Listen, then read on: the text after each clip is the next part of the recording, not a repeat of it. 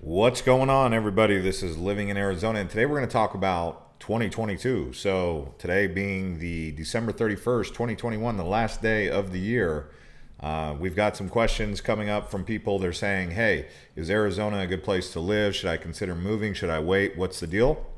We're going to address that in this video, along with a whole bunch of other subjects. So, this is going to be a lot of conversation coming in from you guys in the audience because we always love to field questions, but also talk about some things that I've observed having traveled around the United States quite frequently in 2021. You guys who follow me over on Island Hopper TV already know about this. I've actually pinned a link to Island Hopper TV at the top of this chat. You guys can see, just to show you that I have been all over the United States in 2021. These USA travel guides: Miami, New York, Key West, Chicago, Boston. 7 months ago for Boston, 6 months ago for Chicago. So I definitely went around, and I have a really decent perspective to share with you guys, depending on where you're coming from. And especially if you're a local, you're going to be able to understand a lot of the way I feel about some of the situations, the frustrations that I have being here in Arizona, and some of the positives, the pros of actually living here opposed to being someplace else. So for those of you who want to know more about Arizona and you love videos like this about Arizona, I just want to show you some of the stuff that we've already done. We did off-road Arizona. If you guys loved off-road, just simply go onto the homepage and you can watch a whole bunch of different videos off-roading. Arizona small towns, if you love small towns.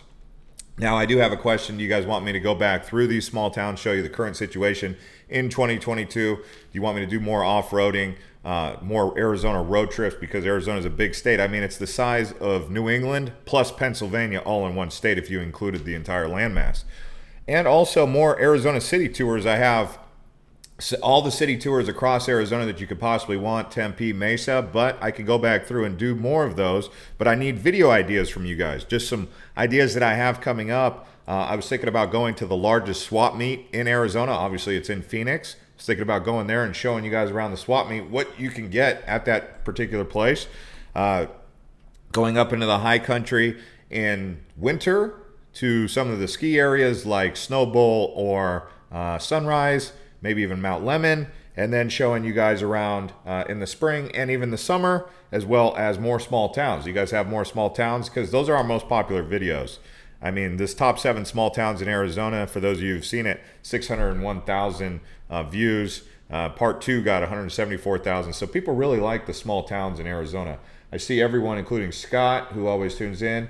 I see the mate. I see someone who said definite positives, but some negatives. Yeah, I mean, if you guys were to say, is Arizona got more positives or negatives? I would say, honestly, and this is no BS, Arizona's got more positives than negatives. And that leads me into my very first subject. Let's talk about this right here. So a national study came out in July of 2021, and they said that of all the worst states, they said these 10 states are America's worst places to live in 2021. Now, the reason I talked about all the stuff about Island Hopper and how I went around the country in 2021, because I wanted to let you know, when I give this, it's not like I'm just going on the internet pulling data and then talking. I'm actually going to these places and seeing it and experiencing it firsthand, boots on the ground, right? Well, look at this. These guys, CNBC, guess what the number 1 state they said was the worst in the country? Arizona. They said Arizona is the worst state in the country to live in 2021. Number 2 was Texas. Now, I've been to Texas and I went to Arizona. Let's see, what was number 3? Let me see. I went to Nevada, I went to Reno, and I went to Las Vegas. What was Missouri? I didn't go to Missouri. I would say actually the worst place to live, I will tell you straight up. Probably if there was one place I wouldn't want to live right now would be North Dakota. And, I had to think about that. I was like, what's the worst place to live in the country? North Dakota. I mean, have you guys ever been in North Dakota? It's flat. There's nothing there. I mean, once you get to Fargo and you go towards Montana, there's nothing in between Fargo and Montana. And then, so when they say that Arizona is the worst place to live, I'm like, what are they gauging this off of? So let's take a look. So they said Arizona has horrible air quality. I'm not going to deny that we have bad air quality in Phoenix. We have really good air quality in northern Arizona. like the Mogollon Rim, Prescott, those areas have really good air quality. Phoenix, not so much, but I've seen worse air quality by a long shot. But they're saying that the American Lung Association says not good air quality here. What else are they saying is included in this? Public health funding. Public health funding. Okay, I guess that's high priority for a lot of people. I mean, healthcare is important, but is that the highest priority? Crime? That's interesting because the data that I checked said that crime was actually going down, although homicides in Phoenix did go up. But they're saying crime is going up in Arizona. No, it's actually going down, except for homicides. That went up 30% in 2020. Inclusiveness? Okay. I mean, so it's like, what are they really grading this on? But they gave Arizona a really terrible score. So I just wanted to point that out and see if you guys actually agree with that. That it's the worst place to live in the country. I mean, the fact that they put Texas and Arizona on here just tells me that they're just trying to slow down the growth, because Texas and Arizona are like the fastest growing places for the exodus from California. Like, everyone who's leaving California is moving to Texas or Arizona. So that means that everyone in California is moving to the worst places. I don't think so. So you guys tell me what you guys think. But I'm not saying that the people in North Dakota are not nice. I'm saying that in North Dakota, there's nothing to do. It's not like Arizona where you have like waterfalls and you have Grand Canyon and you have lakes and rivers and outdoor activities. It's cold 6 months out of the year. Yeah, Arizona gets hot, but you could still go outside and go to the lake and do outdoor activities. North Dakota, there's no economy, no jobs. People might be friendly, okay? People in North Dakota, they're friendly. I didn't have any concerns with that. But Kansas, like, who wants to live in Kansas? I mean, have you guys been to Kansas? There's so many other places like Iowa. I guess Iowa's cool. It's got good food, I hear. But I don't know. To say that Arizona is the worst, I could think of a lot of places that I would rather not live than Arizona. Arizona and Texas, no, I don't think so. Let's see. Outer Range says, we all know because they don't like conservative states. Okay, so we're not going to really get too much into politics, but we will talk about that. Actually, we did do a little bit of a political post here. This one said, we said, do you agree with the state of Arizona not doing mandates or restricting access based on vaccination status? 82% of you said you agree with the way that the state of Arizona is handling this. 18% of you said that you think Arizona should mandate and restrict people's movement.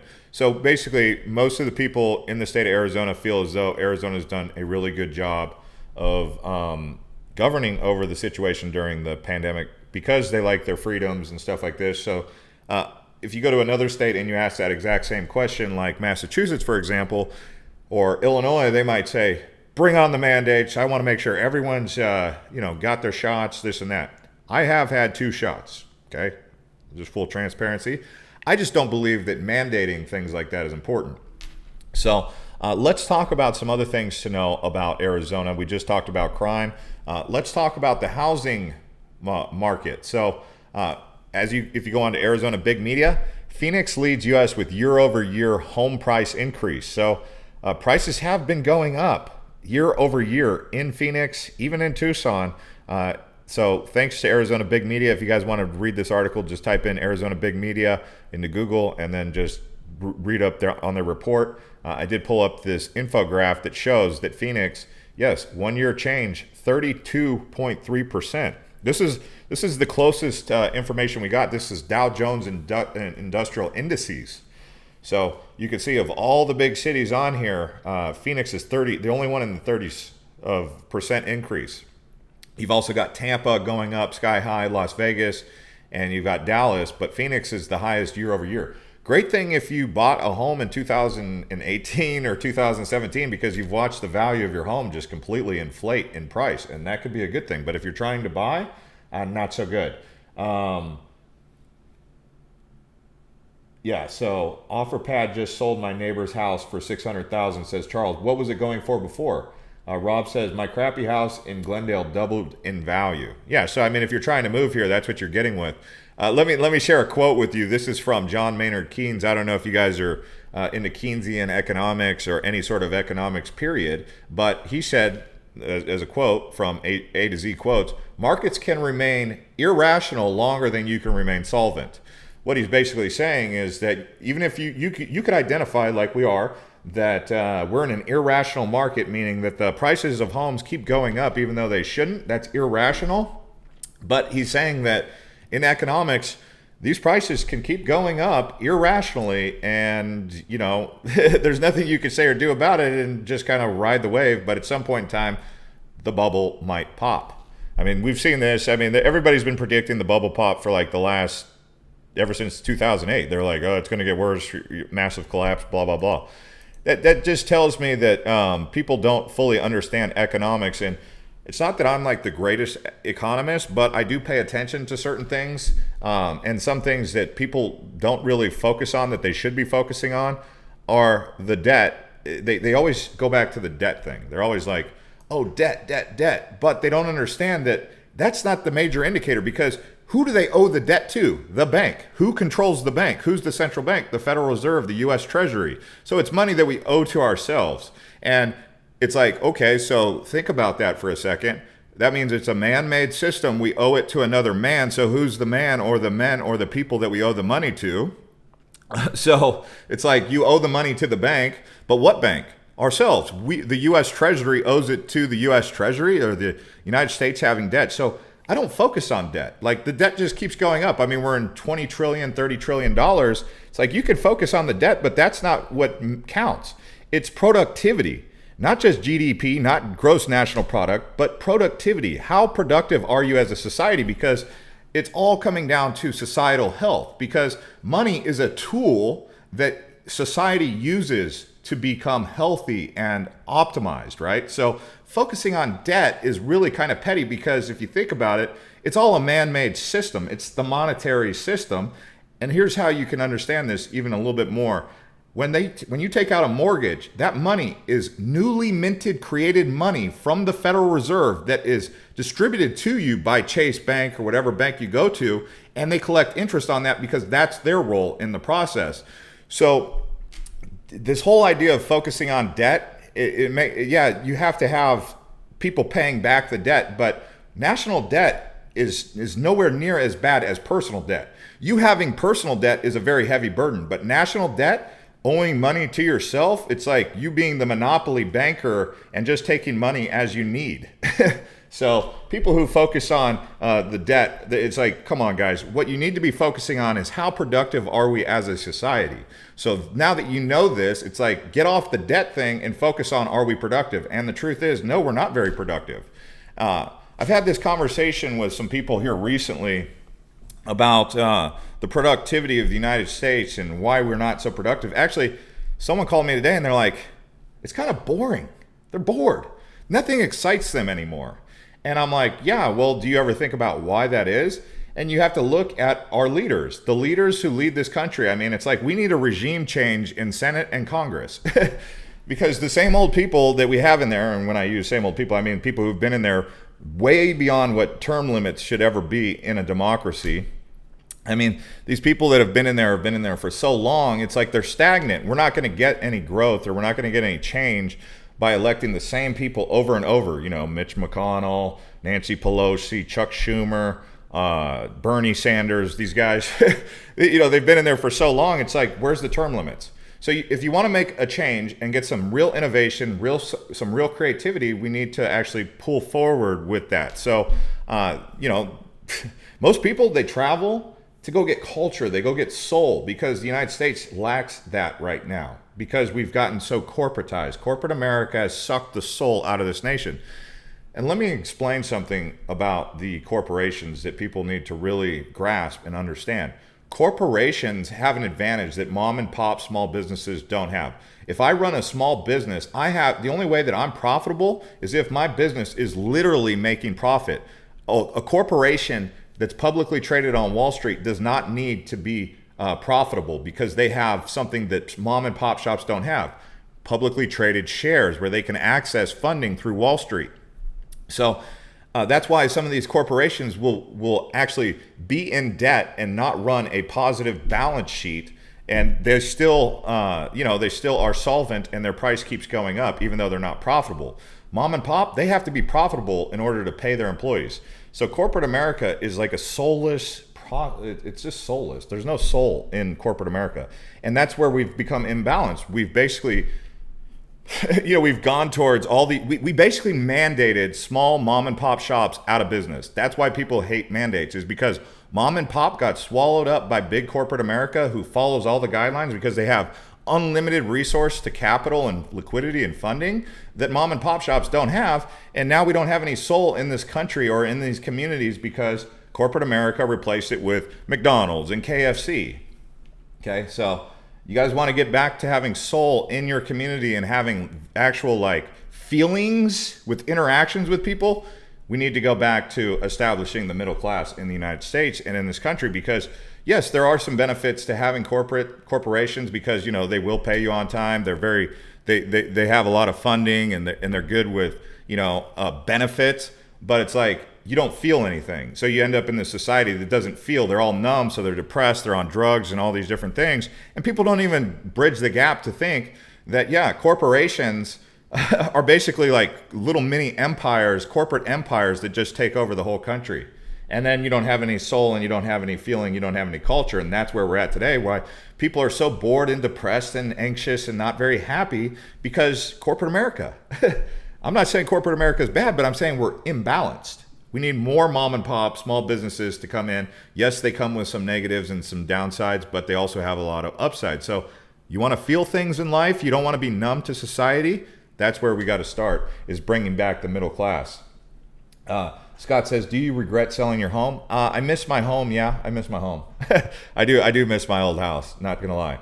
Anyways, back on subject here. Let's talk about the weather here in Arizona. So for those of you who are thinking of moving here right now, 10-day forecast, 10-day weather, Phoenix, right now it's 60 degrees, okay? 57 degrees tomorrow with a low of 36. It's going to get into the 30s. I'm not seeing any freezing on here yet, but so we're in the 50s and the 60s right here in Phoenix. If we go to the high country, let's just go to Flagstaff right now. Really cold, 24 degrees tomorrow with a 4 all the way down to 4 degrees. So if you love snow, you love freezing, you love skiing, go to Flagstaff. But then it's going to warm back up into the 40s, still go below freezing at night, so it's going to hold some of that snowpack. So I'm just giving you an idea on what the weather looks like. If we talked about Pinetop Lakeside, another place around Arizona that's high country, again, 28 degrees. Flagstaff and Pinetop, really cold. Tucson, how's Tucson comparing to the rest of the country or rest of the state? Well, Tucson's just always a little bit cooler than Arizona. They say we're getting rain. If I look outside right now, I haven't seen any rain. We saw rain on like the 27th and the 28th. A lot of rain. We had a lot of rain just after Christmas. Actually, it started on Christmas, to be honest with you.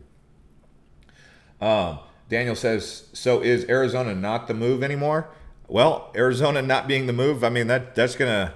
I would rather live here than North Dakota. I would rather live here than most places, actually. I would say moving to Arizona... As I said, I go around Island Hopper. You don't believe me? I'll show you this. I'll show you the proof.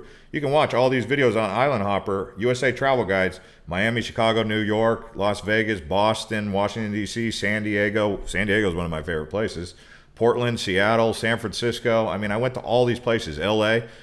I would say, yeah, calling home Arizona still makes sense. Top 5 in the United States. I mean, the only place that I could really say, with all things included, might be better for me would be Florida. Okay. Just Florida. I mean, there's no place else. Maybe, yeah, no. I was going to say Puerto Rico just because I like tropics, but actually, probably not Puerto Rico. So yeah, Arizona's still probably the place to be. More so than Vegas or Nevada. I don't know though. I mean, it's hard. I'm talking cost, because I could say California, San Diego's nice, but it's so expensive. San Diego, I mean, even though Phoenix has experienced a boom in pricing, it's still nothing compared to San Diego. I mean, San Diego's ridiculous. Just to show you what an apartment in Scottsdale goes for, 1 bedroom, 1 bath, $2,000. Well, let's say San Diego. Okay, so if I wanted to live, because you don't want to live in a crappy area in San Diego, right? If I wanted to live in, say, I don't know, La Jolla, a studio 1 bath, $2,250. Wow, not too much more expensive in San Diego, but you're going to get better quality here in Phoenix than you would get in San Diego in terms of housing. And those homes are real small. I'm actually surprised. 1 bedroom, 1 bath. Let's see, where's this? 2,100 square feet. Oh, Universal City. No, I don't want to live in Universal City. Was that San Diego? Okay, where is that exactly? I mean, it's a little bit more expensive. I'm surprised it's not that. See, Phoenix is, that's the thing. Phoenix is getting really expensive. I mean, for Scottsdale to be just a little bit cheaper than places in San Diego, that's kind of weird. That's weird. Justin says San Diego is cold and too expensive, no quality of life. Yeah, I mean, San Diego is one of those places I would rather just visit. I did live in San Diego for 3 years because I was in the Navy. I live in California, and so I know about living in California. But San Diego is definitely one of the places that's better to visit than live. You know, you go there and you're like, oh, I could totally live here, and then you start living there, and it's like it's so expensive. You're like, maybe not. And then, you know, in the summertime, maybe it's better to go to San Diego. I could live in San Diego in the summertime and not Phoenix in the summertime. That's the only time that Phoenix is not so great, is the summer. June, July, August, not the place to be. But if I had a cabin in Prescott, totally opposite, I'd say bring me back. Outer Range says, so those are the places that I would say are better, you know, like San Diego, Tampa, Florida. I like the Tampa Bay area, like Clearwater. Sarasota was decent. Other than that, I mean, there's not too many other places I'd rather live than Phoenix. Sorry. I mean, Santa Fe is kind of cool. Santa Fe, New Mexico is all right. So what Rick says, some people act like it but hate the marine layer in SoCal. I love blue skies when I wake up. San Diego does get a marine layer in June and May and a little bit into July, but after that it's blue skies every day. The marine layer, I actually found the marine layer in San Diego in June to be kind of refreshing because it's not extremely hot. Whereas in June in Phoenix, oh man. So yeah, I mean, the marine layer burns off after 12 o'clock anyway. Steve says, if you like homeless, go to Ocean Beach. That's one thing San Diego has a lot of, homeless. I mean, I was just in San Diego a month ago. I've been to San Diego probably 3 times this year. I just like it, but it's expensive. And I think it lacks, there's something lacking for it. For all the beauty and the beaches and everything, there's something about it that's just off. Maybe it is the homeless. And that's a whole nother subject all in itself, is how do we get so much homeless in this country? And I think it's because people became empty. They became empty. There's no soul in the country. The United States really lacks a lot of soul. I mean, that's why people go to Mexico. That's why they go to the Philippines. That's why they go to Thailand. They go to Bali. They go to Europe because they have culture. They have soul. In the United States, it's all corporations on every single block. I mean, all these people saying like, oh, Iowa's so great. It's like, last time I went to Des Moines or last time I went to Iowa City, Iowa, it's like the only thing I saw on both sides of the road was a McDonald's, an Arby's, a KFC, a Wendy's. It's like, all corporate. That's, it's like you go to those restaurants, you're just in there to get the food. You're not in there to like experience the experience. Like food is life, right? So, you know, Chuck says soul, that's why people are homeless. No, people are homeless because they're empty vessels. They became depressed. They became, they had to turn to other forms of life, like drugs and alcohol, and then because of that they fell off the wagon, and then they couldn't get back on because they had an addiction. So most of the people that I have talked to that are homeless have some sort of mental health issue, and it seems to line up with a lot of their problems that led to their alcoholism or their addiction. So when you don't need drugs and alcohol when you are filled. It's like you go to a poor country, whether you go to Africa or Bali or anywhere in Africa, I mean, you'll see people have genuine smiles on their face and they have like nothing, but they're happy inside because they have community, because they have soul, they have culture. Well, we have everything that you would imagine you could possibly want: internet, fresh drinking water, all these things, but we have so much depression and people are empty inside. And so that's what makes people depressed, is they don't have any culture and soul. There's no soul because they're in a sterilized world. We're in a sterile world. So that's what makes people become depressed, and then they get into addictions and drugs and alcohol, and then they end up on the streets because they give up on. I was watching a couple of these vlogs from Jamaica about, he calls it Babylon. He calls the system Babylon, the Babylon people, the Babylon system. It's not that he hates it. He just calls it Babylon because it's like the Matrix, right? And so, Babylon, it looks like they have it all and everyone's connected and everything, but a lot of people are miserable. They're in a funk. They're not happy. But you go to these poor countries that have supposedly nothing, but they're happy. You tell me why they're homeless then. And I mean, we could talk about it all day long, but that's kind of what I've observed is when you take the soul, it's the feeling. People need to feel. And so like, that's why you have these very baseless interactions with people in Arizona or anywhere in the United States. It's not just Arizona. You have these very like shallow interactions with complete strangers. And because of that, you don't feel anything. You just kind of are like, you fake it. You're like, hi, how are you? Hi, how are you? How's your day? How's your day? It's fake interactions. It's not like genuine, true interactions that complete strangers are having in the United States anymore because we're so sterile. We don't have any feelings. There's no feelings. And without feelings, you become empty. So you got to be able to feel everything, a whole myriad of different feelings. That's my opinion. I am preaching because people are bringing it out in me. Oh man. Anyway, but I'm not. Anyway. Victory Girl says, so true, Jeff. Thanks. Rick says, what's your number one place to live outside the United States? Number one place to live outside the United States. Oh man, that's a good question. Number one place. Let me see if I can get some ideas from where I've been.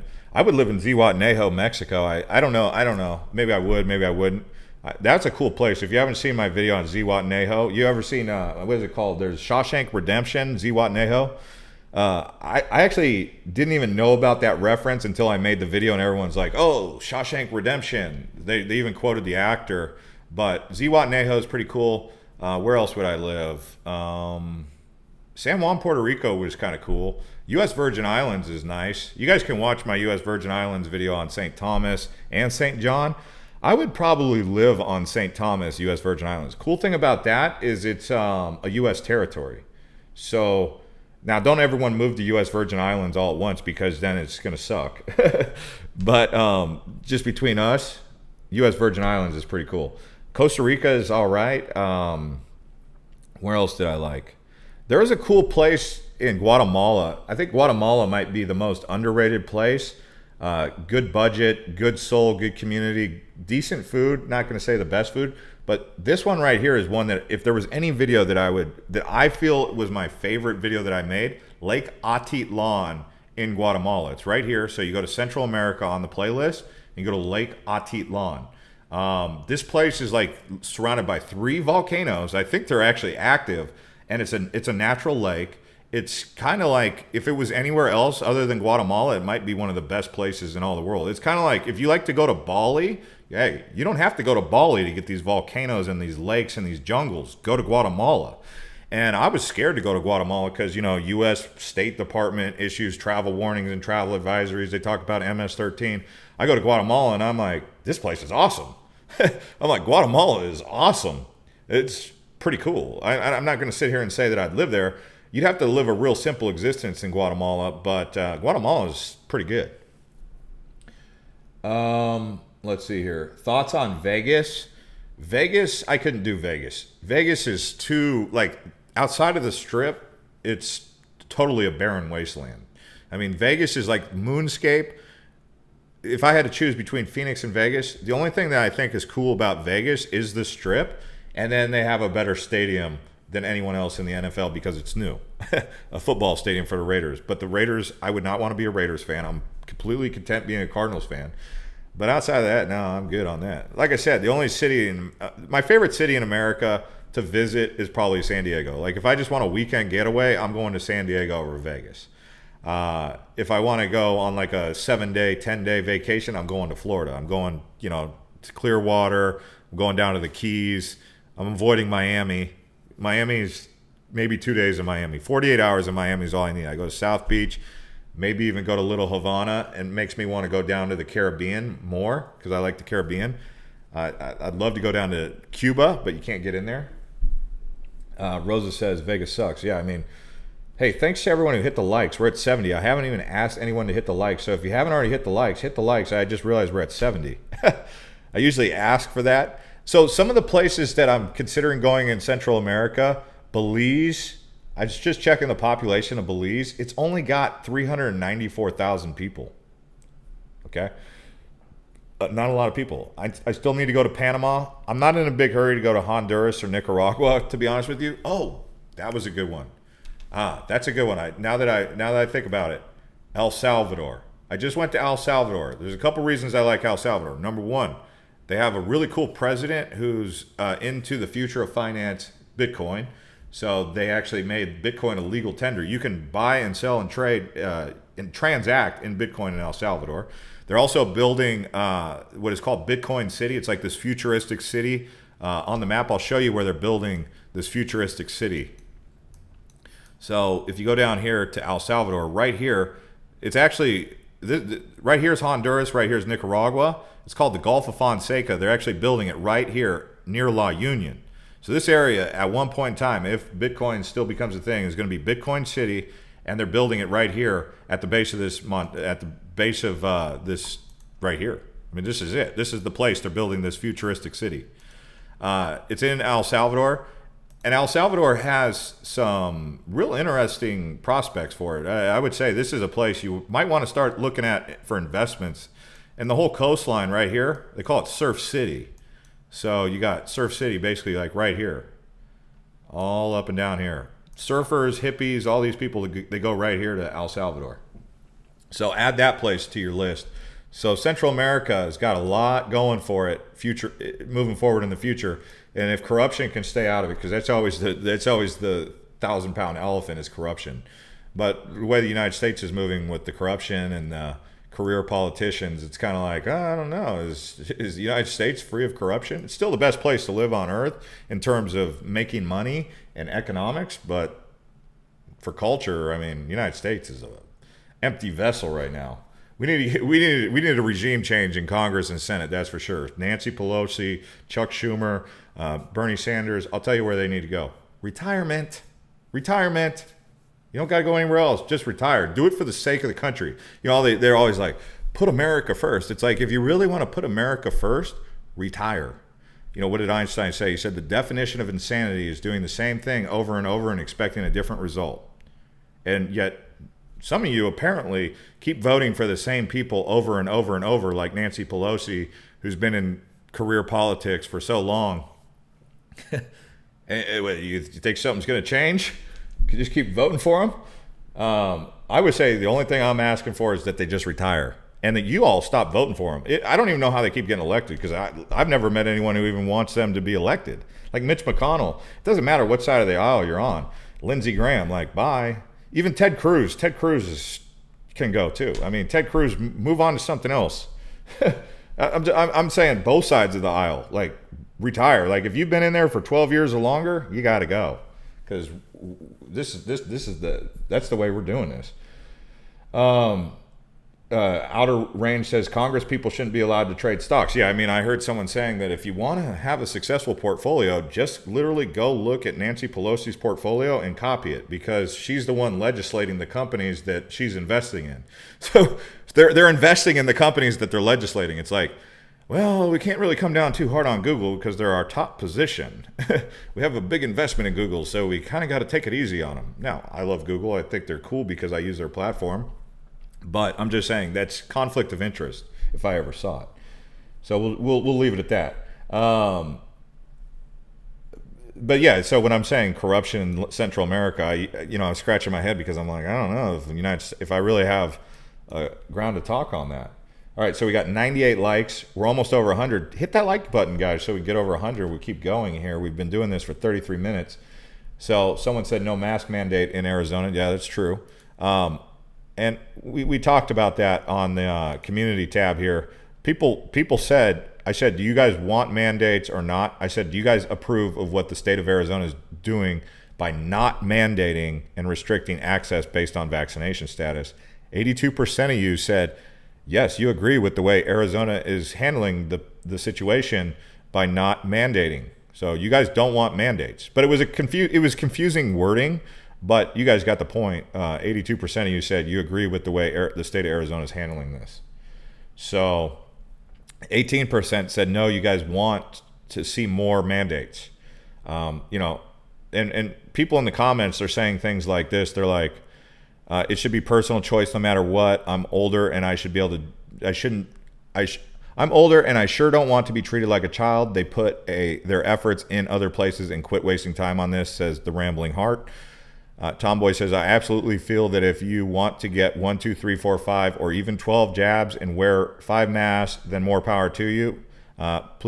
Please feel the same for the unvaccinated. So, you have this conversation that's taking place all across the board where people are saying, leave it up to the individual to decide what they want to do with their health. But there are obviously 18% of this audience. How many votes did we get? This was votes. It usually says how many votes we got. Oh, 1.2 thousand votes. So 1.2 thousand of you guys voted, and 18% of those think we need more mandates. That's almost 150 to 200 people. But, I mean, I think the state of Arizona is going to honor, what the people want. I mean, we could see what the people want, 82% to 17%. And this is not a biased poll. I didn't manipulate people to say, hey, vote a certain way. It's like, this is truly what people in the state are saying. Watch It Go says, just started watching the live stream, and as someone who moved to Arizona from North Dakota 3 months ago, I can say without a doubt, ND is a crappy place. Yeah, for those of you who are just tuning in, we were talking about Arizona was voted as the worst place to live in the country, and everyone's like, what? Huh? And I was like, I can tell you one place off the top of my head that I would rather not live would be North Dakota. Nothing against North Dakota. People are friendly. It's just a completely flat, empty area. There's nothing there. There's a couple reservoirs and a couple hills, but it gets cold in the wintertime. What's the weather in, let's just say, what's the big kind of state? Or there's Fargo. What's the weather in Fargo? Let's just take a look. Yeah, why would I want to be in Fargo right now where it's negative 11 degrees? So they're saying that, let's see, Arizona's got a weather temperature of 60 degrees, but Fargo is a better place to live than Arizona. We got a better economy, more stuff to do, more entertainment, more natural environment. So I think that was a total hit. I think it was a hit. I think it was a hit job by NBC. That's why no one trusts the NBC, because they put out stories like that and people are like, I don't think so. I don't think so. Would you say they don't have soul in North Dakota? It's not about not having soul. I think, who always has soul? It's people who are connected to nature. They call them down to earth. People who are down to earth, they live in rural areas. They get their hands dirty. They feel the earth. They feel nature. They have soul. So it's anytime you're around people who are interacting with nature, they're going to have some sort of feeling which is going to give them more soul. Whereas if you're in a city in the Matrix, all you do is eat corporate food, shop at corporate restaurants, drive corporate cars, and work at a corporation, you're in the Matrix. I don't really see how you're even possibly able to get a soul and to be grounded, because you're completely in the corporate Matrix. And it's not their fault. It's someone who doesn't have soul. It's really not their fault, because they're in the Matrix. They're in the corporate Matrix that takes everything they are out of them and makes them a stooge of corporations. So anytime you go into a rural place, North Dakota has a lot of rural areas. So there's probably a lot of people who have soul, who touch the dirt and definitely have feelings. Someone said, why don't you like Vegas? USA needs to stop all censorship and mandates, says Phoenix King. Yeah, I mean, this is a common thing that people keep saying. I think that obviously it's people always like to say, well, they require you to wear a seatbelt when you're driving in the car. Isn't that the same thing? Well, it's, it's the argument for that. It's putting a seatbelt on is kind of comparable to putting a mask on, I suppose. But, people are like, well, you don't mind wearing a seatbelt when you drive, do you? So why do you mind wearing a mask? Well, these are just the conversations that come up. So anyway, let's talk about some of the things you need to know when you move to Arizona, because this is a subject people are tuning in for. So just some ideas. This is a good list. It's called Move Buddha. You can look on it, but it's like a checklist. Research to find good schools. Whether you're going back to school or your kids are going to school, check out the crime rates in the area, or just watch this channel, because we'll tell you where the safe places are and the not so safe places are. Research your neighbors. They like to research your neighbors. You got to know who's around you. Know how to get around. Look at the freeways. Phoenix, Tucson, two totally different mass transit systems. Phoenix has way more freeways than Tucson. know how to get around. That's important, right? Because you know, are you going to need a car? Are you going to be able to take the bus? Are you going to have a subway? Whatever. You're not going to get a subway here in Arizona. Have a job lined up. You know, find an apartment or a home. Thanks, Captain Obvious. Yeah, I was kind of thinking that I was going to need that. Use Google Street to view and check things. Here's how you use Google. Look, you go right here, you zoom in, you take the mouse. If you wanted to go around Phoenix, let's just say you're like, well, I want to move to Scottsdale. All right, so I go to the main intersection. This is Indian School and Scottsdale Road. I take the little orange guy right here. I just drop him. It's like a virtual tour. I can even go 360. This is what it looks like on Scottsdale Road in Indian School. Some of you are like, wow, where's that place? I need to move there. This is Old Town Scottsdale. Okay? And if you wanted to go down Indian School in the opposite direction of downtown, that's what it looks like. So that's what they're saying you can do. And let's see. So research transferring professional licenses. You know, if you have an LLC, do you need a new EIN and get registered with the state of Arizona? Budget for cost of living and differences, right? Start packing early, sell, donate, and trash. My thing is, I say sell it all as much as you possibly can. All these people who want to load up all of their stuff into a giant U-Haul, a 26-foot or 28-foot, 32-foot U-Haul. I'm like, no, start new. Like sell as much as you can on OfferUp. As much of it as you can, and get a little bit of money. Who knows? You might make 4, 5, 6, 7,000, and then when you get here, go to the Living Spaces or American Home Furniture with $6,000 in hand and start buying new stuff. That's what I would do. So sell it, or go on OfferUp and buy stuff when you get here. You know, you could buy a used TV on OfferUp for like $100. So, you know, that's how I would roll, but. I like that idea. Sell, donate, and trash. All these people trying to move across country with a big U-Haul of like, you know, trinkets and figurines and stuff and from their old life. It's like, are you attached to that really that much? You know, the old saying, sell everything and follow me is the saying that's in the Bible, right? Jesus is referring to that. He's saying, you know, when you sell all your possessions, follow him. Read your move policies. Pick an early moving date.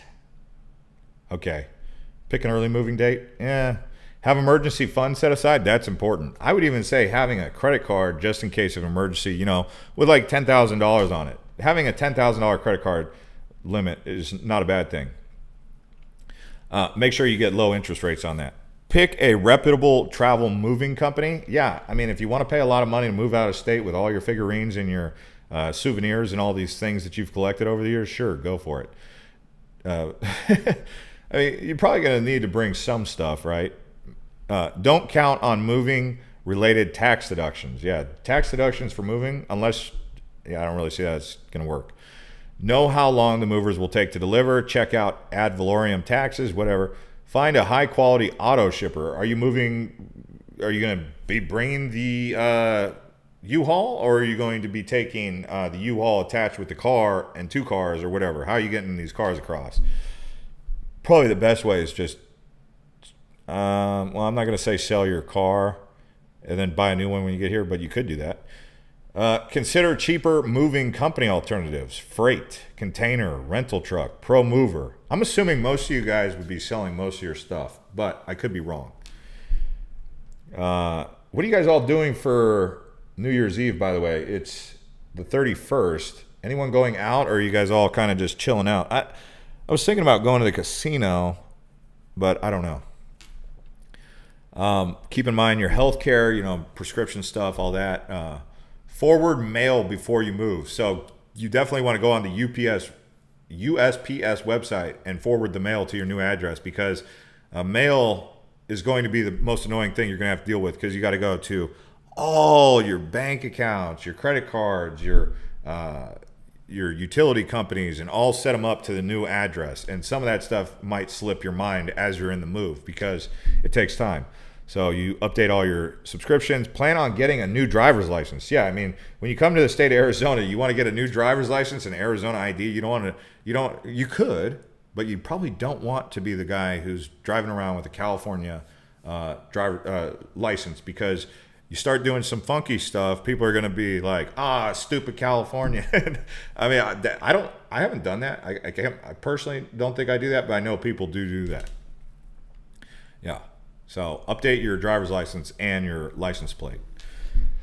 Update your lenders and insurance. Don't forget to register to vote. John says Arizona drivers are just as bad. Absolutely. But Arizonans don't get as mad at dumb Arizona drivers as they do at out-of-state drivers, in particular California, because they already have this like idea. Look, this is not my opinion. This is the consensus of locals in Arizona. And if you're an Arizona local, you know exactly what I'm talking about. They have this distaste in their mouth about people from California coming to their state and trying to turn it into California 2.0. So they're frustrated about that. So when they can easily identify that you're from California and you're still flexing your California tags in Arizona, they get a little bit more frustrated. Is it right? I'm not saying it's right. I'm just saying that's what happens. So yeah, registering to vote, that's a thing. Plan to pay taxes in multiple states. Yeah, that's, if you move in the... Moving right now is a good thing because it's like the new year, right?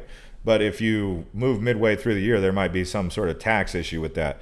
Get out and meet people. So what's the best way to meet people in Arizona? Joining a couple different Facebook groups. We have our Instagram right here. This is a great way to understand and learn about Arizona. Living in Arizona now, you could just go right on here and follow us. We've got lots of pictures that we post. No politics, no crud like that. All just basically, the whole idea of Instagram is to show off the state.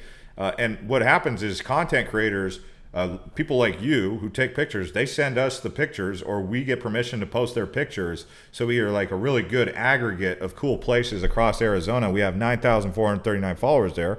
An easy way to just do it is just go onto the homepage here and just click the social media link right here. And we also have a link to a group. We have a Facebook group, like 24,000 members in our group, where people ask questions like, where do I go to ski in Arizona? Where do I go to do whatever you like to do? So someone said they like to use meetup.com. Meetup.com is a good place. They also download these apps like ring.com. I haven't met anyone on ring.com now. But they have like these other ones like Nextdoor app. People communicate on there. I would say just joining Facebook groups is easy enough, but people do not compare Phoenix to other cities in the area. Not the same. Yeah, maybe. Let's see here. Deborah says she's talking to someone about Indiana.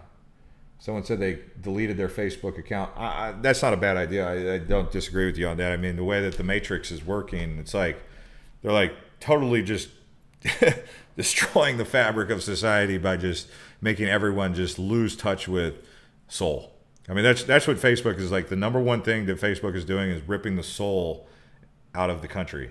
And it's not Facebook's fault necessarily. Well, but that's what's happening. I'm not trying to place the blame. I'm just saying, like, there's a lack of soul in this country. Because even when I go to these other places, Guatemala, Mexico, I mean, that's why I like going down there, is because they have soul. It's like people turn a blind eye to this idea of safety because they're just looking to actually feel something out of community and the places they're going. So they put safety on the back burner because they're so sterilized. They're just looking to actually feel life. They want to feel something out of life. Chuck says Fox News is to blame. You could blame any mainstream media. I mean, mainstream media, the whole point of the way they're operating right now is scare you into clicking on their content. That's the problem with the algorithms. The algorithms are based on fear and scared and all these different things. And so people click on it because they'll say terrifying new details are revealed about Phoenix, Arizona. And people will be like, oh, terrifying new details. I got to click on that because I want to know the terrifying new details. It's like, I mean, even as a social media blogger, I could put something like terrifying new details about living in Phoenix, Arizona, and I'd get way more clicks on the post because you guys always click on things that have negative, here's like a perfect example of it. Why are people leaving Arizona? That's kind of a negative post. But it's like our second most viewed video, and it was only posted 3 months ago, and it has 583,000 views. Most of my content, like 85% of the videos on here, all positive. But for some reason, the negative videos, like even the 100-year monsoon storm, like people are like, they want to see the disaster, they want to see the tragedy in it all, and that's what they click on. It's me included. I click on the stuff too. That's how I know that you guys probably click on it also. Restore Data says, honestly, both sides of the aisle are trash, support freedom and less regulation. There you go. Sounds like you are a free market person. That's basically how it should be. It's like freedom to make money, freedom to not make money. You want to make money? Like everyone wants a babysitter. They want a mommy and a daddy. And it's like, well, when I moved out of the house at 18, I wasn't trying to live with mommy and daddy anymore because I didn't want to be told what to do and I wanted my own freedom.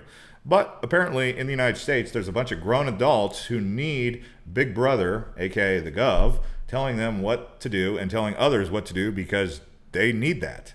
And I don't know if maybe they lived at home for too long, but for me personally, when I couldn't wait to be 18 to be out of the house because I wanted my freedom. So freedom is like what it's what I'm into.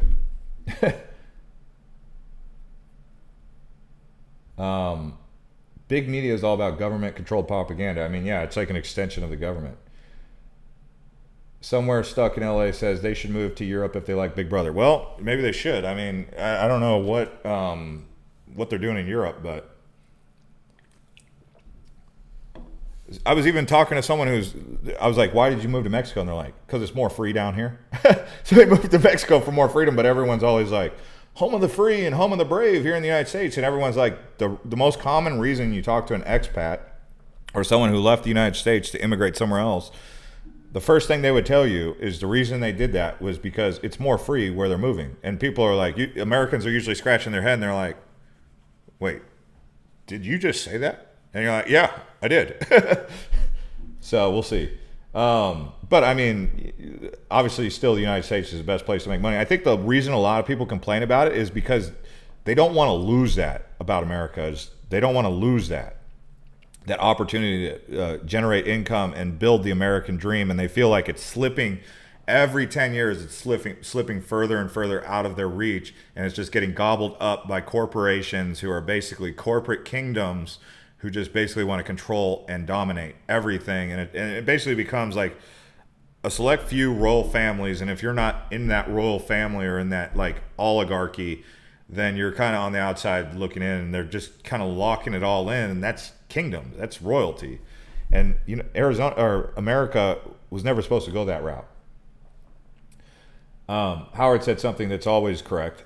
The grass is always greener on the other side. That is so true. I mean, everyone tries to move, and then when they realize it's not greener on the other side, they're like, what the heck? You know, it's a whole philosophical debate. Ray says, if you live in the United States of America, we all have equal opportunity. It's all up to you if you want those opportunities. Don't play victim, man up and live your life.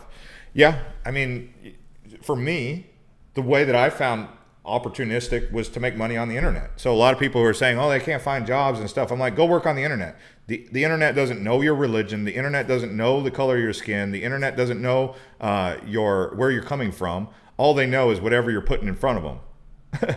Whether it be e-commerce, like when you think about it like this, when you went shopping on Amazon, were you like, oh my gosh, I can't believe this person is from China and also into Confucianism and also doesn't speak English, they speak Mandarin. No, you're buying the product. So people who are making excuses saying that all this stuff, it's like when you're shopping online, when you're watching Facebook videos or YouTube videos, sometimes people are in front of the camera, but a lot of times there's just a narrator speaking over audio. You can hear their words and you can hear their voice, but you don't necessarily know what they look like. So this whole idea of like, so what I'm saying is that's how I make my money is on the internet. You can too. And how do I know? Because I can testimony that it can be done for any of you. So that's what's funny when people are always like, it can't be done, or it's not an opportunity. Even people in other countries, like, how do you think China did it? How do you think these people in foreign countries are making a way for themselves? It's the way it is. Bobby B-Boy says, yep, internet jobs or tech is the best option, in my opinion, and more versatile. Yeah, like if I had kids, they were 18 years old, you know what I would tell them right now? Go get a degree in computer science. Straight up. That is part of the matrix, but it's like you work in computer science right now, you're going to make a lot of money and have a lot more time freedom to do things that you really want to do. And that's what it's all about, is time freedom to do what you want to do. Whereas if you're working at McDonald's or you're working at KFC at 18, 19 years old, you got to clock in, you're responsible to answer to somebody and all this, and you don't have any time to do what you want to do. You don't have time freedom. Whereas if you work for yourself, you have time freedom. Chuck says, pick yourself up by your own bootstraps. Am I right? No, I see that phrase has been like even torn up and chewed apart and taken out of context, because what people are basically saying is, what is stopping you from building your own business? And if someone says that it's some reason because of their gender or because of something about themselves, it's like, you can make excuses all day long. But I've met people from all walks of life, all countries, that have made a way for themselves by taking the initiative to do it themselves. I can name people for days from all different types of countries. And the only thing usually restricting them is government taxation. That's why I'm not a big fan of taxation. So it's not that I'm trying to say pick yourself up by the bootstraps, because that's not always easy for everybody to do, but I believe that everyone is in control of their own destiny. Someone said, go get an electrical apprenticeship, in demand, and work anywhere in the world whenever you want. Actually, as a matter of fact, I once paid an electrician on a Saturday to come to my house. I paid him $1,400. He was there for 4 hours. And the only overhead that he had me buy the wire and the electrical box. So he made $1,400 as an electrician. Now, when I was a kid, no one was telling me to go be an electrician. But little did I know that was going to be paying $1,400 for 4 hours worth of work. And I had to pay for the what is it? Not the product, but the tools. So someone said, if you're ugly, you're restricted from things. People are judgmental. Therefore, yes, the best thing to do is work for yourself. Yeah, I mean, it's like saying I have a face for radio. Okay, so maybe if I have a face for radio, I shouldn't be in front of the camera. You get it? Okay, so it's being adaptive. It's adapting. It's like getting mad that the pretty waitress makes more than the other girls because she's pretty. So like she's a bad person because people think she's more pretty and more sweet. Well, it's like the other girls, they have to adapt to that situation. They can complain about it, but that's not going to make them any money or fix the situation. So all most people really want in the United States is the opportunity to be able to make adjustments without being restricted. That's what it comes down to. So I would say that, you making excuses, everyone's got excuses, including me, but that's not going to get me anywhere. It's not. So, I mean, I have to adapt. So when I got out of the military, I was told that if I went in the military, everybody was going to want to hire me. It was like, oh, you go in, they're going to want to hire you when you get out. Well, guess what? No one was hiring bomb loaders to put bombs on the bottom of Delta wings, because I was a bomb loader. Who in the United States, what airline is hiring bomb loaders? No one. And so I wasn't going to be in the military. So when I started applying to jobs, they're like, what experience do they have? That's the first thing they want to know. Well, no, they said, what education do you have? Well, I was just in the military. How do I have education if I was just serving the country? Okay, well, you need to go get an education. So I go get an education. The next thing I know, they want to know what kind of experience I have. So it was like this never-ending cycle of like more and more and more. And then I was like, okay, I need to get experience. So I was like, well, I'm going to teach myself something. What can I teach myself today? So I started going on to YouTube and I started learning how to make money on the internet. That was what I did. How to make money on the internet. That was it. That's where it started, man. Corey says, I exercise and work and... What's this say? Oh, man, it was moving too fast. Lots of comments coming in. I exercise and work and take care of myself a lot. I'm in good shape, but I'm older and starting a new career isn't my future right now. Going to school and all that isn't an option at 50 years old. No, I would never. School, college.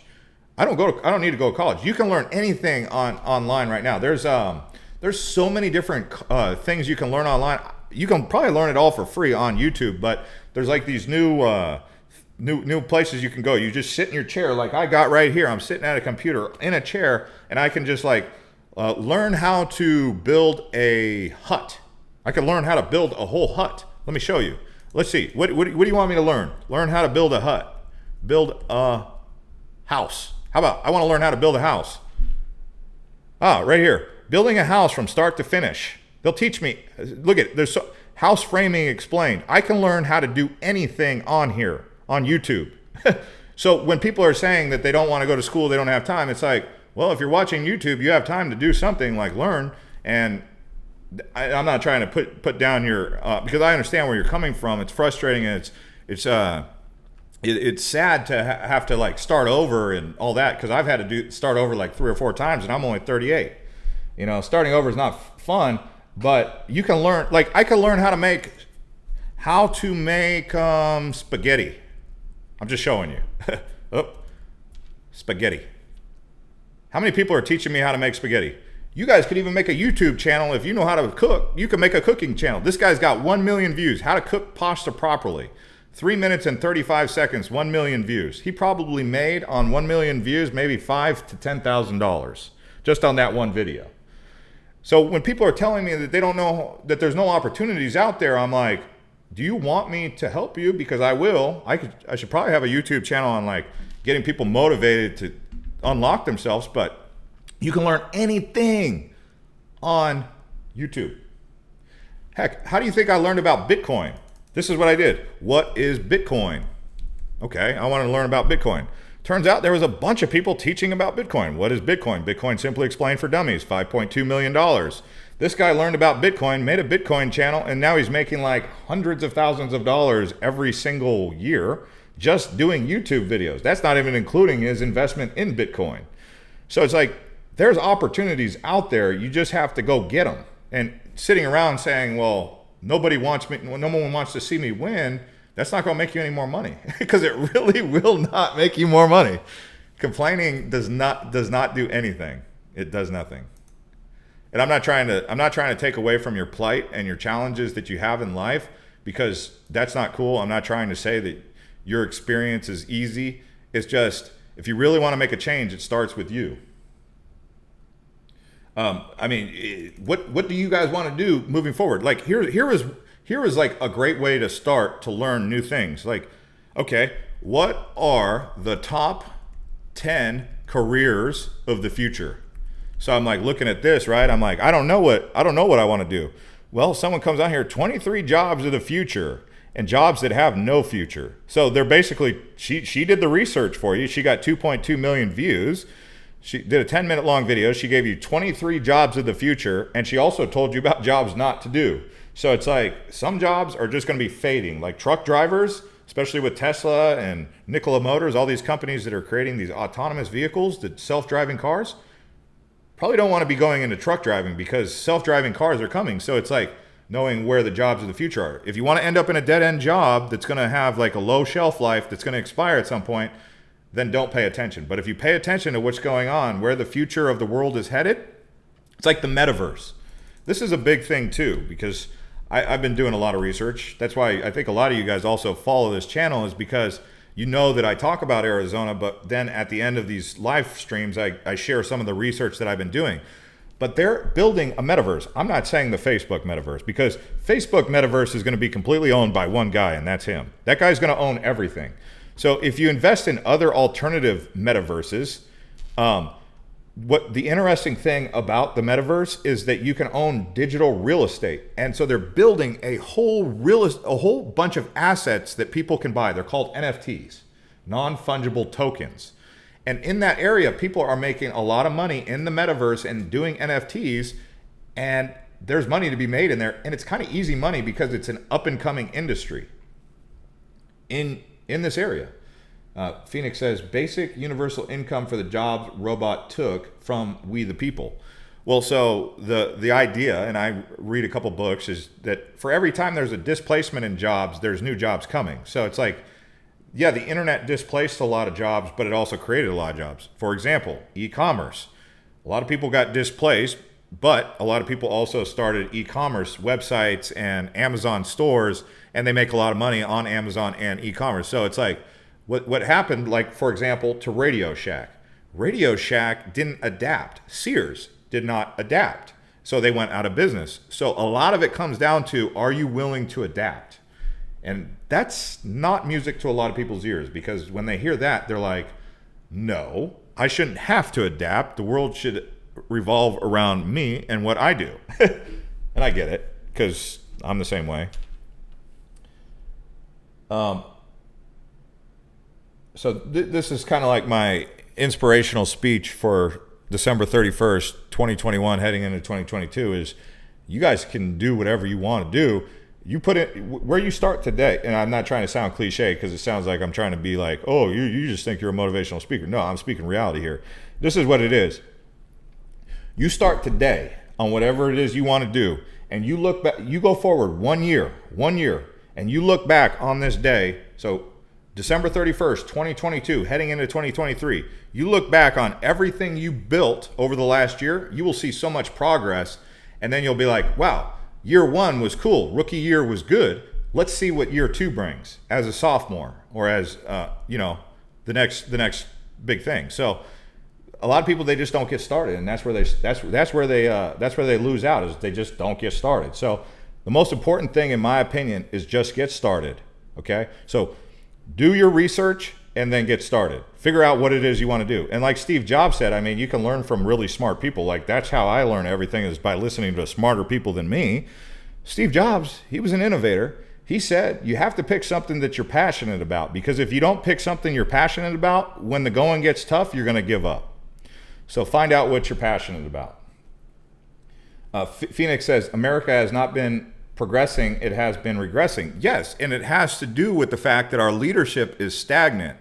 Like I was saying earlier, we need a regime change in Senate and Congress, because the people who've been in there for a long time are the ones who have us in this stagnant, regressive society. It's like, if you want progress, you have to change the leadership at the top.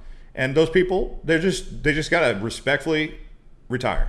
Like Joe Biden, he's 82 years old. By the time he's done with this term, there's going to be Americans out there who are going to say they want to reelect Joe Biden at 82 years old, and then he's going to be 82, 83, 84, 85, 86, whatever it is, in his next term, and they're going to say that just makes sense to them. In an era where the internet is taking over, in an era where the internet is the future, okay? Yes, it's the Matrix, I agree, but it's the future. Cell phone technology, these people that are in their 80s, they just don't understand it. I watched a video of Joe Biden. He couldn't even open his email, and he had to give it to his aide. He's like, oh, I give up. How do you open this? The email. And this is the guy who's writing the laws of the land. I mean, you guys get where I'm saying about this. Even Trump, he's too old. We need some young energy. If you want to get some progress, you got to bring in the young bloods. That's what it is. Perfect age, I would say 50. Somewhere in the 50s. We need a president to run who's in the 50s, because someone in the 50s has already been beat up by life enough to not make some of the same mistakes that they've made before, but they still got enough energy and enthusiasm. The problem with these older people who are writing the laws for the future of the United States and legislating, they're not going to be here to live with the repercussions of the laws they're making. So when someone is in their 80s, and I'm not trying to say anything about people in their 80s being out of touch or anything like that, it's just when they write the laws, they're writing laws that they won't be here to experience or live through. Whereas someone in the 50s, they're going to live through that, because so they're thinking about the future. Someone who's in their 80s like Joe, he's not going to be around for, I don't know how much longer Joe's going to be around. Who knows? Maybe he lives to be 100. I don't know. But still, these people, they're not going to be around for all these years, and they're writing laws that are going to affect 20 to 30 to 40 years from now. And that's why they can't get the infrastructure bill passed, is because they're putting in things that are relevant to their generation, but not what the 20 and 30 and 40 and 50-year-olds want. That's what I'm saying. Like Howard says, this is why they keep printing money. Well, it's really easy to keep printing money when you are the monopoly bank. The U.S. Treasury is the bank. So they just keep printing more and more money because they're the ones who control the money system. So it's real easy, if you're the banker, to just keep buying unlimited properties in monopoly if you have unlimited access to the bank account. That's what they do. You know, it inflates the economy and it comes as a tax to the average person, and everyone kind of looks around and they're like, what is going on here? Why is everything so screwy and wonky in the United States right now? People they're like confused. They're like, what is going on? What is going on? Why is everything so screwy? And then they sell you this bill of goods. They're like, America's the best it's ever been. Like Joe Biden tried to say the other day, he said, United States economy is better than it's ever been in 50 years. And everyone's all looking around. Even the people who voted for him, they're like, this is the best it's been in 50 years? You know, so you guys get the idea. Well, the infrastructure bill passed, but it got a lot of flack, and it wasn't exactly what the people wanted. The people being there's a lot of things that were included in there that are good for infrastructure, like improving roads and highways and bridges. All that stuff needs to get done. But there wasn't a lot of forward thinking in there, like futuristic thinking. And it's like, we talked about North Dakota on this live stream, but let me just give you an example. If they can build a metropolis in the United Arab Emirates, in Dubai and Abu Dhabi, where it's basically an uninhabitable place on planet Earth. It gets so hot in the summertime, okay? North Dakota, it gets so cold in the wintertime. But they could build a great civilization. It's cheap land. They could build a great civilization there. But America lost its know-how. It lost its ingenuity. We don't have any drive to do amazing things. Everyone's just kind of like, oh, don't spend any more money. And it's like, the whole money system is created by mankind. Money is a tool. It's just a tool. It's like you need a hammer to hang something on the wall, but someone's saying, oh, don't spend the money because we don't want to spend the money to buy the hammer because we don't want to hang things on the wall. People don't want to work. They don't want to work. They don't want to do things because it's going to cost money. It takes money to make money. So you want to have a great society, you want to have a great civilization, you got to be putting in some effort. You got to work. You got to work, man. And that's why it comes down to really productivity more so than debt. So we're not very productive. What do we produce in the United States aside from the internet? Thanks to everyone who hit the like button. Let's see if we can go over 200. And if we can get it over 200, I'll keep going. When will America start making everything here? Well, bringing jobs back to the United States is important, but bringing important jobs of the future back to the United States is what we should be focusing on. And we should be educating our people in areas of apprenticeship and not just college. Like going to college. Okay, let's talk about that.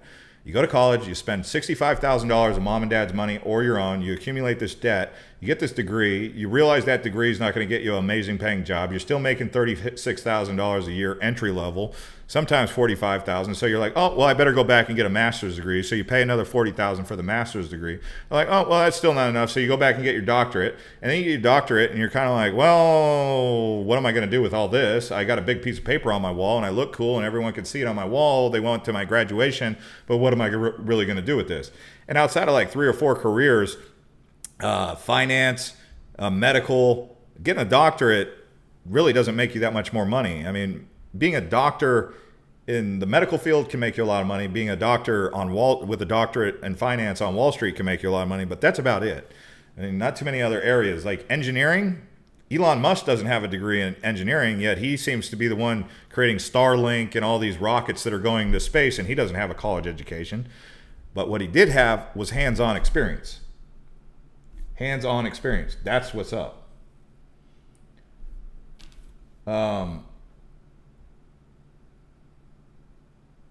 Cutting off the pipeline and reducing oil production in the U.S. led to inflation. Oil prices increased and inflation flows. There is a big thing with inflation right now.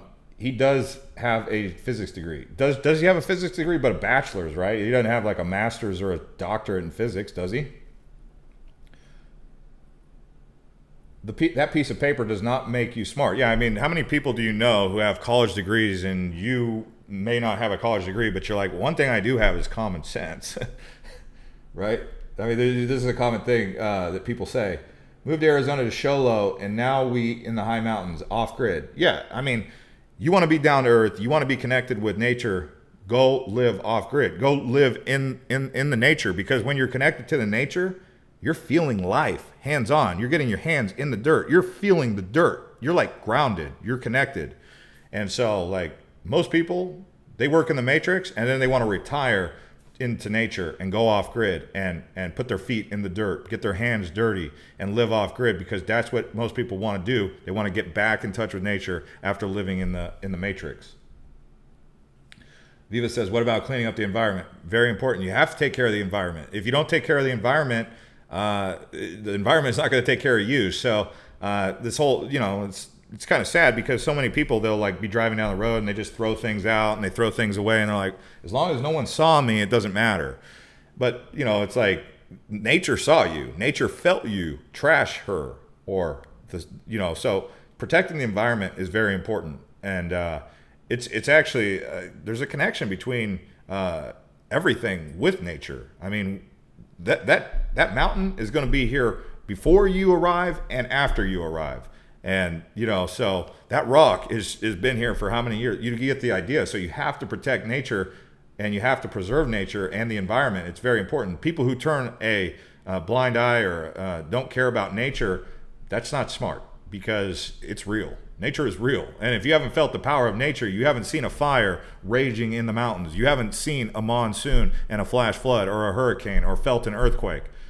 And at the end of the day, all food comes through a natural process. So anyone who thinks that I don't care about nature, no, I care about nature and protecting nature. It's just I'm not going to buy into some propaganda from some billionaire who wants to sell me on their next multi-trillion-dollar idea.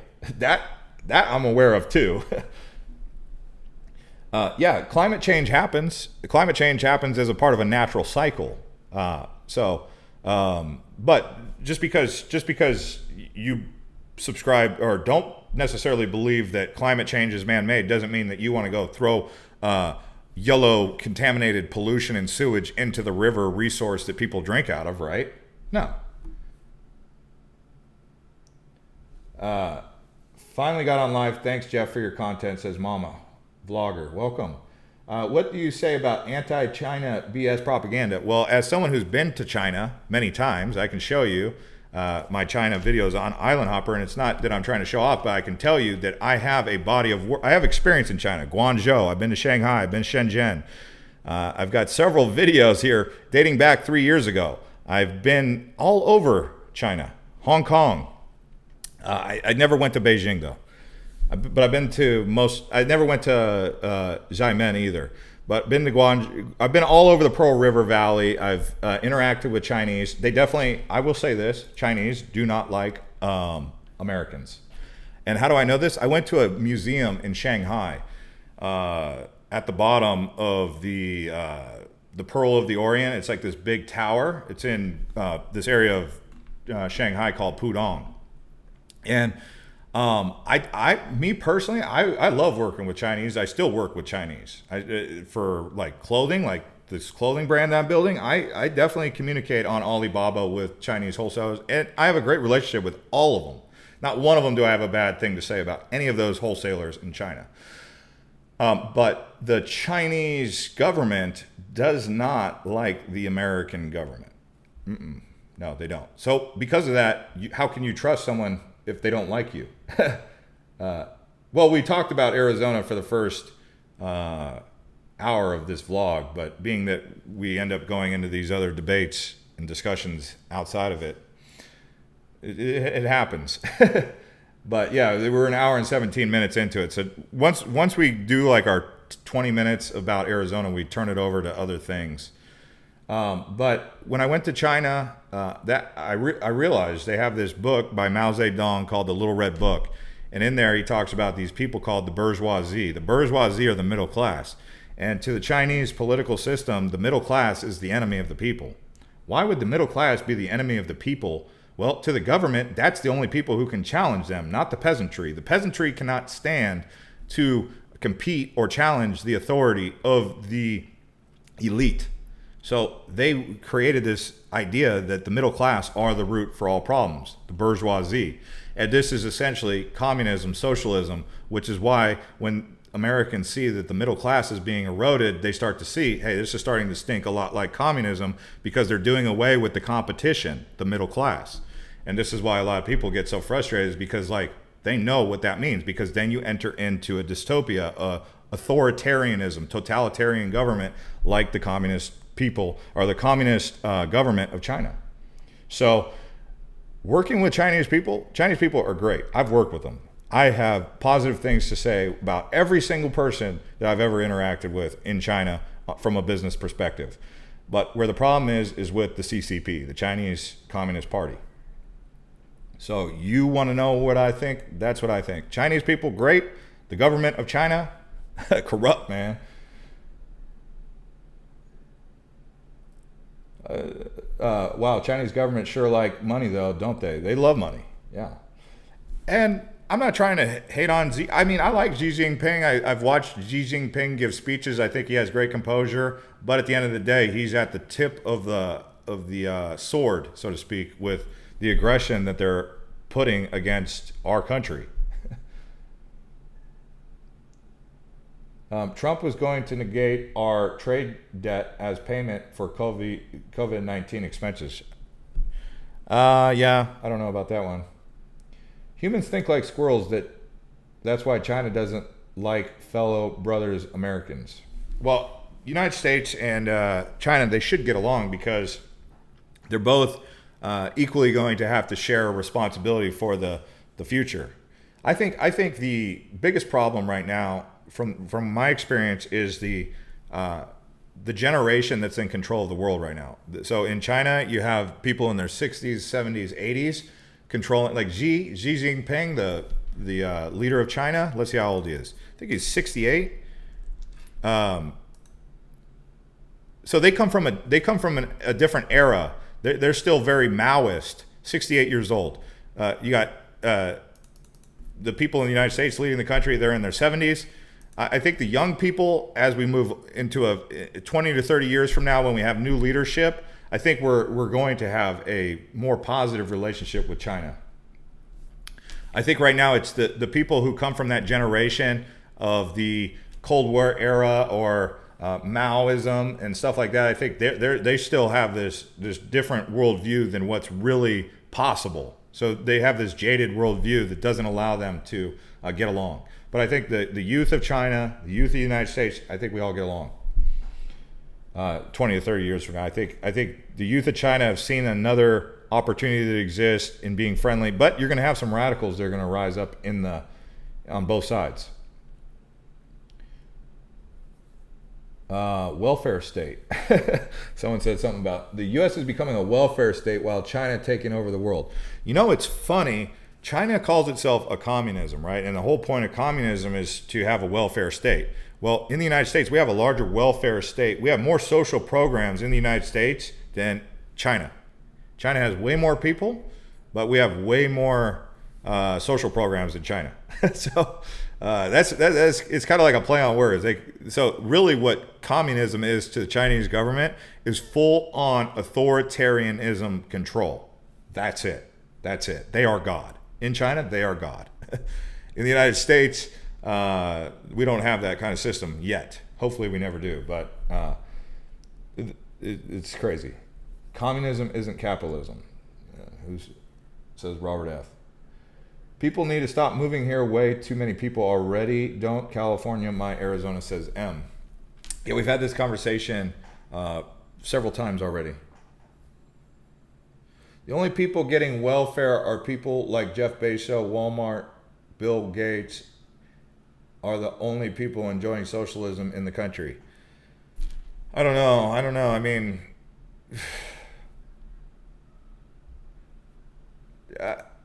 the idea is to invest in people who make things go. And Jeff Bezos has had a reputation of making things go. So does Elon Musk. So does Bill Gates. I mean, the thing that you have to watch out for, I think, is their greed. Like, do they get this God complex? It's like, if you study some of the great navigators in history, Captain Cook or some of these guys who went around, it's like most of the people who are on the journeys with them, they all say, a lot of them say the same story. Like the captain, they started out humble and meek, but their ego got to them, and ultimately their ego became the downfall of them.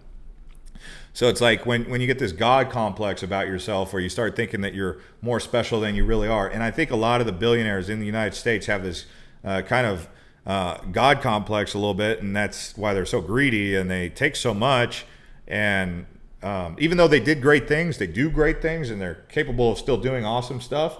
They basically do some real. Their greed just takes over, and that's the problem, is greed. Someone said, "Stop being a Wall Street apologist, please." Wall Street apologist, please. I was actually watching something about hedge funds. So hedge funds pretty much control all of the United States. People don't know this, but the hedge funds. I remember when I went up to a place in North Phoenix here. It's called El Pedregal. It's this beautiful shopping center that sits at the base of the boulders. Some of you guys have been to El Pedregal. It's over there by Black Mountain in Carefree, by the Boulders Resort, Terra Vita. Scottsdale Road and Carefree Highway is basically the cross streets if you guys ever want to go see El Pedregal. Well, it's this beautiful place, but it's like completely vacant. So you have this like destination that should be full of boutiques and restaurants, and it should be a destination for people to go because they have a courtyard and like a common area in the middle, and it's cool. But it's empty. And so I go to one of the shops that's in there. He has a boutique. He's one of like four shops out of like 30 different places that could be open. There's only 4 out of 30 buildings occupied. I said to him, well, why don't they do this? Oh, because the owner. Okay, who's the owner? Oh, some hedge fund in New York City. So the whole reason they don't do anything is because the hedge fund in New York City, who owns so many different assets, doesn't have the time or the awareness to actually care about any of the things that they control, because they're so mega powerful. They're like a vacuum. They sucked up all the money, and they don't have any way to care. It's like a guy who has so many kids. He can't care for all his kids one-on-one because he has so many kids. so he treats them all like, kind of the same, right? Because he's got like 40 or 50 kids. He can't possibly care for 40 or 50 kids one-on-one. And that's kind of like the hedge funds. They got so many different assets. They can't possibly care for all the things. So that's why you have all these dilapidated buildings that should be occupied, because hedge funds are sitting on it waiting to sell it or flip it. What? Betty White? Did Betty White? Let's see. Betty White.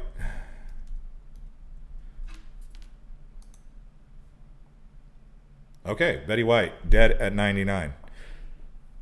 That's interesting because a lot of people like Betty White. They thought she was a nice lady. But that's definitely off the topic.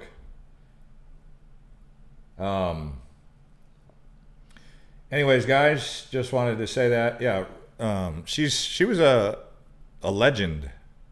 She was a legend. But, celebrities at 99, you can't live forever, but Betty White, she was a icon for a lot of people. So may she rest in peace, says everybody. Everybody says rest in peace, Betty White. Anyway, Chuck says it's not just Californians moving to Arizona. Someone said Arizona was nice in the 80s. Yeah, Arizona in the 80s, oh my gosh. Arizona in the 80s was really cool. Even in the 90s, Arizona was great. Bama or Cincinnati? Oh, Bama or Cincy? Is that the national championship game? I'm still trying to get the Cardinals to pull their head out of their butt and beat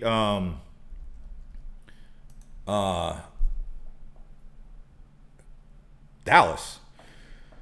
I don't really see. I actually haven't been following too much college football. I'm a pro football kind of guy, but I'm just going to default to Alabama on this one. Because the Bearcats, who'd they play? I mean, who was on their schedule? They played nobody. Alabama plays a lot of. I mean, they beat Houston, a 21. They barely beat Navy. So yeah, I'm going Bama. Who you guys got? What's the spread? How many points is Alabama favored to win by? It's probably a lot. And no, I'm not a Roll Tide fanatic. If I'm a betting guy, if I'm putting money on it, because Arizona opened it up. You can make bets now in Arizona. You could go download an app. I think what's the app that most people use for making bets? I downloaded one called I think DraftKings, and then they have like one for Caesar. So yeah, you can do pro sports bets. But if I was going to put a bet on it, I would go Alabama. Cincinnati beat Notre Dame, but Notre Dame, who do they play? You know what I'm saying? Like down in the SEC, Alabama plays all the top teams: LSU, Florida, Florida State. I'm not saying Florida's any good, but neither is Florida State. Florida State sucked. But DraftKings, yeah, DraftKings, but it's cool, you know. Michigan? Who's Michigan playing? Michigan. Did Harbaugh finally actually have a winning season? I don't watch college football. Michigan versus...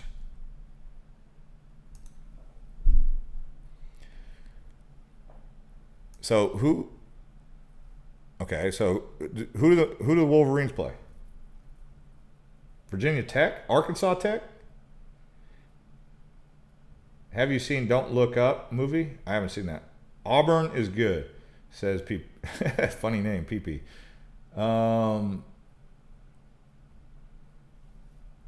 Rosa says education is expensive, but so is ignorance. CA says, utilities in Arizona are very high. I've lived in California, Utah, Colorado, and Arizona as an adult, and Arizona is very high. I was talking to someone in Washington, John, if you're out there, because he watches this channel, he messaged me on Facebook.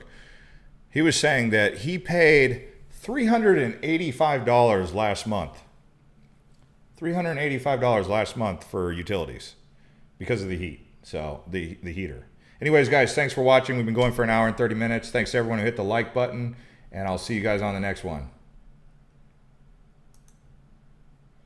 Yeah, I'm going with Alabama.